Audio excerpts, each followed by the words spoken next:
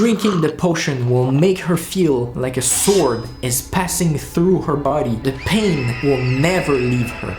You know the Disney movies, sweet and happy ending stories. But what if I told you the origin story of one Disney tale has many evil twists and an ending to feed your deepest and darkest emotions? Disney movies are great to feed the imagination of children, but are you ready for the truth? For the real dark story behind The Little Mermaid? Make sure to stay until the end because that is where the story takes its darkest turn. Just get comfortable and let's dive into the real story of The Little Mermaid. In the deepest part of the sea lives the Little Mermaid with her father, the Sea King, her widowed grandmother, and her 5 older sisters. In this underwater kingdom, it is known that all mermaids when turning 15 have the opportunity to swim to the surface to discover the world above. Just turning 15, the Little Mermaid rises to the surface. As she surfaces, she hears music and people enjoying themselves. It happens to be a birthday celebration for a prince from the nearby land. Upon seeing him, she instantly falls deeply in love. The celebration goes on, the Little Mermaid watching from a distance. Not long after, a violent storm approaches and hits the ship. The violence of the storm breaks the ship apart. The Little Mermaid, panicking, rushes in to save the prince from drowning. She fights off the storm to bring him ashore, where she waits until a young woman from a nearby temple finds him lying on the beach. The prince wakes up and, unfortunately for our Little Mermaid, never sees her and believes that the young woman saved him from drowning. The Little Mermaid feels immensely disappointed that she could not make the prince understand that she was the one who saved him. She leaves and goes to have a talk with her grandmother. She asks, "Can humans live forever?" Her grandmother tells her that humans live much shorter than mermaids, but they have an eternal soul.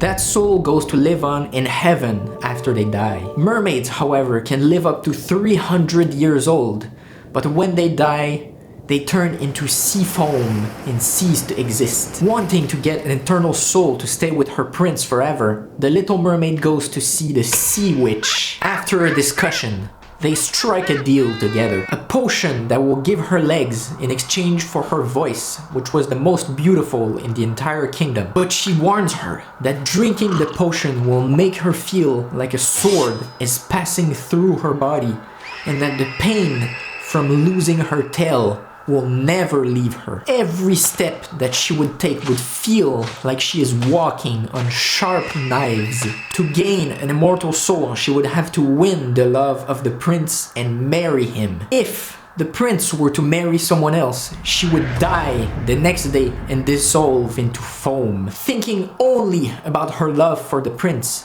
she accepts the offer from the Sea Witch and drinks the potion after swimming up to the surface close to the prince's castle. The prince finds her on the beach and discovers that she's mute, having lost her voice from drinking the potion. The Little Mermaid becomes the prince's favorite companion, but he does not fall in love with her, even if she impresses him with her beauty, grace, and dancing, constantly feeling the pain in her feet with every step that she takes. The prince has already fallen in love with the young priestess that he believes saved him from drowning.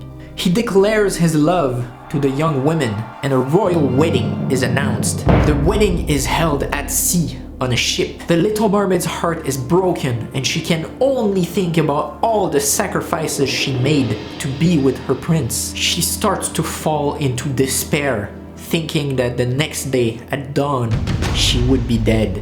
Just before dawn arrives, her sisters come out of the water with a dagger that they got from the Sea Witch in exchange for their long hair.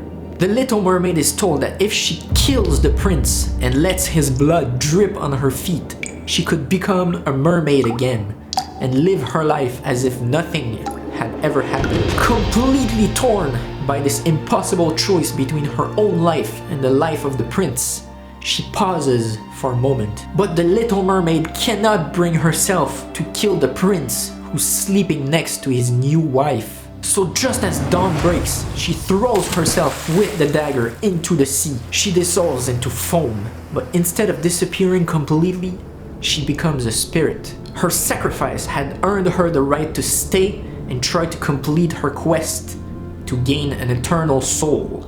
This was the story of the Little Mermaid as told by Hans Christian Andersen in 1837. You can see that Disney's adaptation softens a lot of the rough edges of the story and completely changes the ending. The original story touches on a lot more tragedy, disappointment, suffering, pain, and sacrifice. Not only do the choices of the Little Mermaid bring her a lot of actual physical pain, but she also suffers an incredibly hard choice between her own life and the life of the prince who she loves so deeply. This is very far from what we see in the Disney movie. Don't forget to like and subscribe, keep watching, and stay wise. Ciao!